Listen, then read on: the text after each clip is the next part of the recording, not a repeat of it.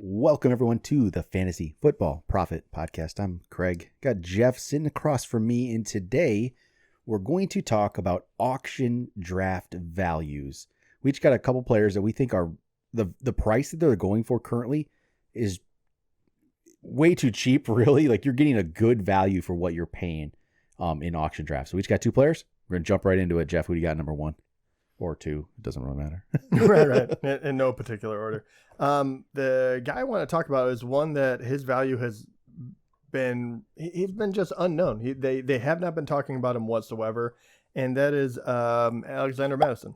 So we're talking about the running back from Minnesota Vikings. Obviously, Dalvin Cook no longer there. You would think that automatically people would start clamoring, but for whatever reason, they're not, and that is wonderful for us. They didn't add anyone. There's really no one that should be really pushing him too hard for the starting position. And whenever Dalvin Cook was out, he was a very good substitute. He was a guy that could take 20 carries and be a top end running back. I'm not going to say that he lit the league on fire. His efficiency wasn't something that was game changing. It wasn't like, oh, he went down and all of a sudden he was better than Dalvin Cook. He is a slight downgrade, don't get me wrong. But overall, I don't think that offense is going to change what they do all that much. He won't be quietly as heavily relied upon as, say, a Dalvin Cook was.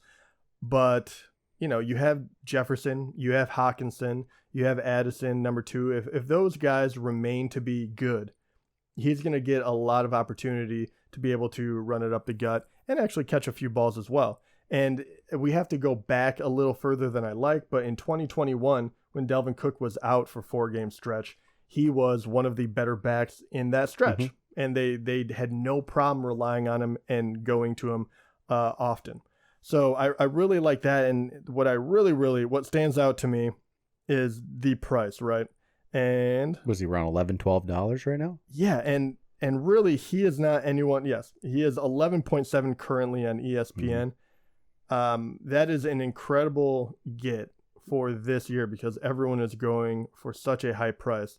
And I think, when you get down here, the guys around him, James Conner, Pacheco, Dobbins, Swift, Akers, a lot of question marks. Whether I like them or not, Madison seems to be a pretty sure thing. And he's had a lot of time to learn from a very good running back. I just think that for whatever reason, people are forgetting about him. I think he's a huge value. Yeah, the price never went up. So even if you don't maybe think he's not as good as Dalvin Cook, we don't think that. But for the price, it's awesome. He doesn't really have the competition's not really there. It's Ty Chandler behind him. There's a 7th round. Who's the 7th round rookie? Dwayne McBride. He was a 7th round draft pick. Maybe there's something there, but he's a 7th round draft pick for a reason. Probably. We'll see. That does not if you don't like Madison, maybe you go take a flyer on McBride for $1 if you don't like Madison. Right. But I think Madison at the price, if he doesn't work out, it's an $11 gamble. It's not that bad of a gamble for a RB1 on a team. Like, he's the number one on that team, clearly, and who's done it in the past. I love it. And even more so, one more thing about Dalvin Cook and his numbers in the past years, and there's a reason why they also were not willing to pay him, right? They thought he was going down as far as what he was able to do, but every year he missed a handful of games, and he was still able to get to that 250 mark about with carries. If Madison stays healthy, and I have no reason not to believe he will relatively, because he has a lot of tread left on the tires. They just haven't been, they haven't used him a ton. I think he could easily get to that 250 carries. He should get over 1,000 yards. That means, and in this offense, you're going to be in a position where you could easily score anywhere from 6 to 9 touchdowns. And if he happens to go off a little bit and they get a lot of goal line carries for whatever reason, Jefferson gets tackled at the 1 or 2, he could easily get into double digits. I don't think that's crazy at all. It's not like I'm not basing it on like the 2020 season when Dalvin Cook got 312 carries. I don't think he's going to get 300 carries, but I think he can get to that 250 mark and be that is, that's top 15 upside. Top 10 maybe if he lights the world on fire, and you would be getting him for $12. Yeah. It's too good of a value. Yep. All right. So my guy, he's actually one spot ahead of Madison. Miles Sanders. He's going for $12.50 right now on ESPN. So he's in Carolina now after 4 years with Philly. Last year was by far his best year. 259 carries, 1,200 yards, 11 touchdowns. Great season. It was the first season where he stayed healthy. That's the biggest key, right? And that's probably the worry, I guess, with Miles Sanders was that a fluke or was that now his new thing? Is he going to be healthy running back now? Because before that, he always showed some promise.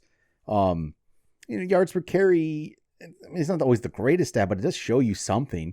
And last year was 4.9 with the volume. So even his volume went up, he still stayed around 5. Before that, he was 5.5, 5.3, 4.6. So he's always showed that he could be productive. 2021 was the weird 0 touchdown season, which obviously was a fluke. Last year goes double digits. And that's double digits with a quarterback taking away how many carries, how many goal line touches from him. But now he's with Carolina, right? Different situation. And you think Carolina wasn't very good, all that good stuff. They were 10th in the league last year in yards per game on the ground. They were one spot ahead of Detroit, who I thought was a pretty good running team. So they were 10th in the league in yards per game on the ground. That was a mixture, though. McCaffrey was only there for a brief time, really. That's a mixture of McCaffrey and Foreman and Hubbard, and they were able to do that. Miles Sanders, there should be absolutely no reason he can't do that again, can't replicate his 2022 season. He absolutely could. And yes, there's chances it doesn't quite work out, but for $12, if you get that season, you're in great shape if you get that season. The team will run the ball. They have a rookie quarterback, so they're not going to just go throw the ball a million times a game. They're going to hopefully rely on Sanders. And it's not, again, the competition it's Hubbard behind him, right? That's not, Foreman's gone. Hubbard's a backup running back. That's what he is. Yeah, he's fine. Miles Sanders has absolutely that opportunity to do the 2022 season all over again for $12. That is it. $12. So I love the value. He finished 10th last year around there? Yeah. If you can get a top 10 running back, even top 15 for $12, shoot, he should be your number 3.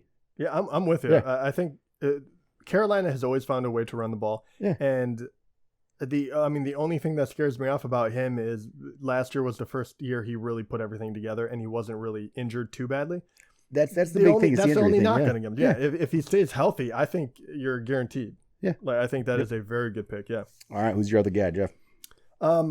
This one won't shock anyone. But I still think that Garrett Wilson at his current value is too good. I think that he is a guy that you draft and you say, thank you. I got the next guy up and I got him for cheaper. I got a top 10 guy when he's currently going at, he is priced as the 10th best wide receiver. He is the fastest gaining in the last week for dollars too. Yes. Some people are catching on. I get that. But currently he is 33.8 in ESPN. I think that he should be in that next level with, Diggs and Adams. And I really do. And so I think right now, and that would be like $10 more. So I think that is why I love him so much. And also, I mean, you just look at the tremendous amount of upside he has. Not only is he going into his second year, so he has that first year under his belt where he already did very, very well for himself. We saw the explosiveness, we saw the big playability, we saw the route running, everything was coming together for him. And even more, even again, we love to go over this, but who was throwing him the ball? Who was he able to do all of this as a rookie? And that is Zach Wilson, Mike White, and Joe Flacco. Only one of them had a better TD to interception ratio, and that was Joe Flacco, and he was 5 touchdowns and 3 interceptions. It was not pretty at all. And that was even, and Breece Hall went down. Maybe you say they aired it out. It didn't really feel like they were throwing more than other teams. I think that with Aaron Rodgers there and him being the second year guy and that team feeling like they're starting to put together an identity, I think that the sky's the limit for this kid. So yeah, I really think that he is one of them where you're kind of like, not only am I going to get a guaranteed top 10 guy, as long as he stays healthy, I think that he's going to be like Diggs, Devontae. I really do think he has an opportunity to be in that top 3 discussion where you're kind of like, wow, we should have known he was the next Chase. Could be. I'm not going to bring this up, but I think Olave could be there too. He's close. So I love him both as of well. Those guys are really and there. He's actually a better value, but I think Garrett Wilson's a more guaranteed thing. But The worst argument I've heard, the argument I've heard against Garrett Wilson, what I think is just an absolute joke, is, well, Aaron Rodgers loves to throw to his friends, Lazard and Cobb. Aaron Rodgers likes to throw the ball to the good receiver. He added those guys probably those guys went there because he likes those guys and they're good depth to have. He threw the ball to Devontae Adams. He threw the ball to Jeudy Nelson. He threw the ball to Greg Jennings. He found one guy and he used him. Yes, he throws the ball to the best player. I heard that the other day. I was listening to a podcast and I heard that. I'm like, that is the stupidest thing I've ever heard. Also, look at who else was on the team. Yeah. That's because they didn't. If you look at what he did last year, did he just throw the ball to Allen Lazard all the time, or did he figure out he could throw the ball to Christian Watson? Yeah, he didn't. Let's be honest. He probably didn't like Christian Watson a whole lot because he was like, catch the damn ball in the early. If he did it, if he was able to give Christian Watson that kind of catches, those touchdowns, we'll just wait till what he can do with Garrett Wilson. So I think that's a dumb take. All right, my guy. I could go with a lot of guys here. I had a hard time. I could have thrown Brandon Ayuk out there because I love Brandon Ayuk at $3. Drake London at $5 seems so cheap. I don't know what he's going to do with Desmond Ridder, but it just seems so cheap, right? Yep. Michael Pittman, even $4. We don't know what Richardson is, but $4, maybe I'll take that chance. I didn't go with any of those guys. But I went with the guy. Here's some numbers, Jeff. I want to throw these out here quick before I get to his actual name.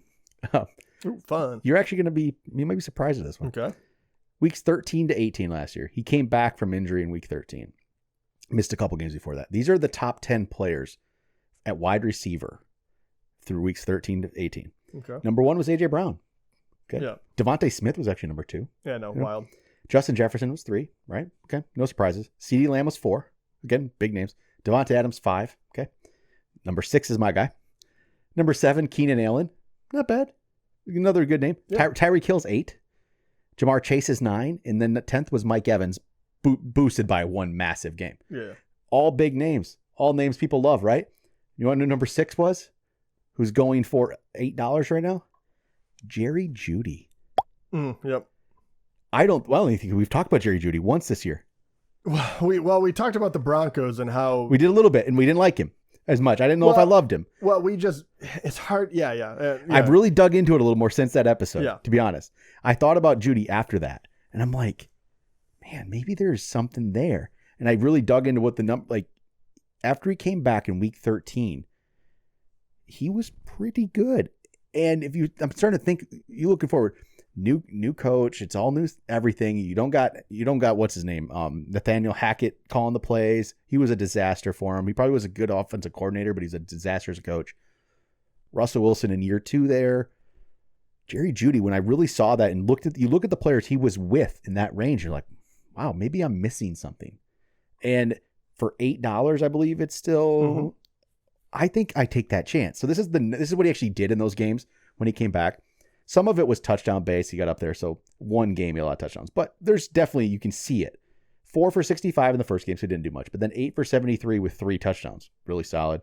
7 for 76, 6 for 117, then only a 7 for 38. So it's 7 catches. So in PPR, you're even looking better. Just didn't have the yards. And then 5 for 154.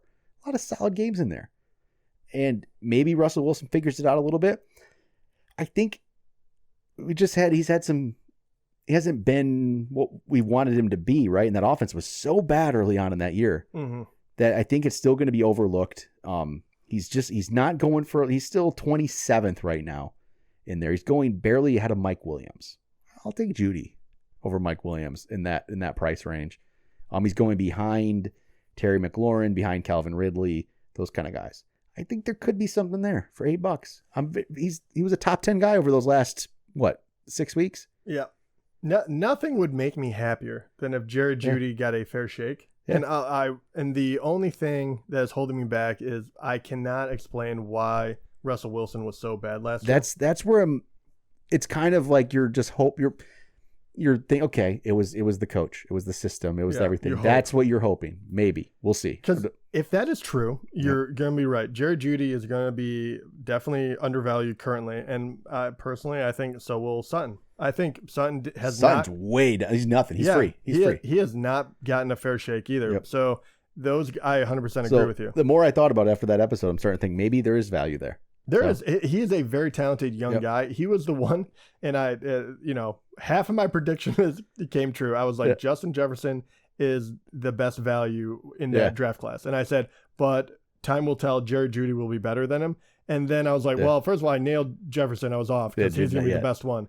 But I just don't think we've seen what he is capable of. It was a solid end of the season. So I think it's worth a flyer on him. See what happens. I will say, there's one more guy as just a little nugget that I want to throw out there in case we don't do another episode about him. One guy that is incredibly cheap, that is a running back who they are hard to come by when you get to a certain level.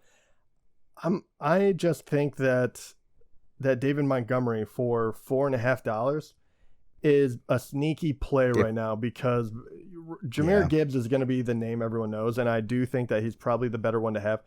But Montgomery, I just think, is going to be a TD vulture. If he takes that Jamal Williams role, what he got 17 touchdowns last year? I mean, it was a ridiculous amount, but I don't even think that. But you could easily vulture 10 touchdowns. Yep.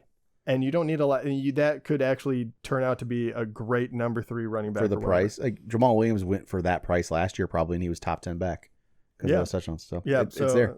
That is the one where I'm kind of like, I don't understand how people can downgrade him so much. I think he's better than Williams too. So all right.